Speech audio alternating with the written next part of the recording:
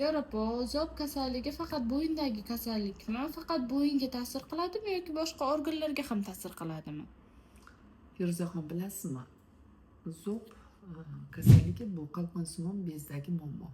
Qalqonsimon bez faqatgina bo'yinda joylashgan u. Lekin butun tanaga ta'sir qiladi. U faqatgina bo'yinda shu holatda o'zida kasallik bo'lmaydi. U butun tanamizni energiya bilan ta'minlovchi organ. Ana shuning uchun ham u butun organizmimizga ta'sir qiladi. Zo'bda muammo bormi? Ko'pincha ayollarimizda mastopatiyalar kelib chiqadi. Mastit, mastopatiyalar kelib chiqadi. Zo'bda muammo bormi? Ovqat hazmida metabolizm yaxshi bo'lmaydi. Ich qotadi, ich ketib qoladi, ovqat hazmida muammo bo'ladi. Zo'bda muammo bormi? Asab sistemasida muammo bo'ladi.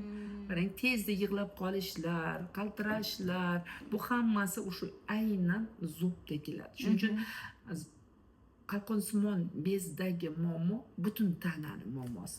U o'zi kichkinagina kapalakcha bo'lgani bilan butun tanani zirqiratadi. Shuning uchun hech qachon bitta ishni bajarmaydi.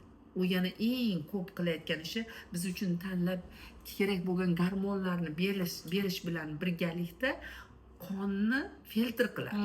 Toksinlardan, tuzlardan tozalaydi. Shuning uchun uni ishi juda ko'p kichkinagina bo'lgani bilan. U faqatgina bo'yinda joylashgan, lekin butun tanamizga chambarchas bog'langan. Tushunarli. Rahmat Yevropa.